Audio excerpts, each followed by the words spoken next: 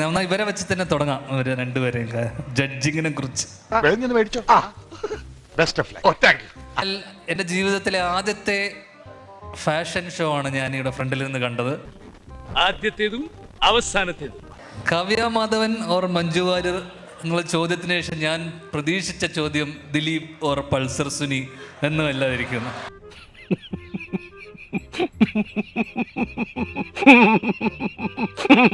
അങ്ങനെ ചോദ്യം വേണമെങ്കിൽ ചോദിക്കണ്ട, വേണ്ട, കണ്ടാത്തോണ്ട. അടുത്തൊരു തിരിച്ചറിവും ഒരു പാഠമെന്ന് വെച്ച് കഴിഞ്ഞാൽ ആഴ്ചക്കാഴ്ചക്ക് ഫാഷൻ ഷോ കാണണം, എവിടെയെങ്കിലും പോയിട്ട്.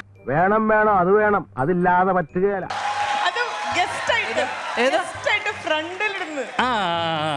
അന്ന് ഇതുപോലത്തെ ജഡ്ജിമാരും കുറെ ചോദ്യങ്ങൾ ഉണ്ടാവാതിരുന്നാൽ മാത്രം.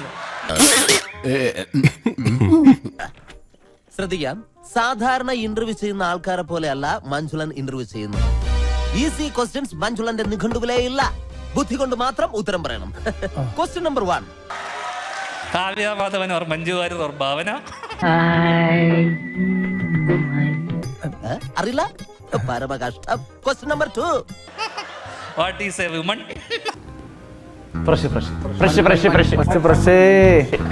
ബിൻചേട്ടാ, who are you, what are you doing?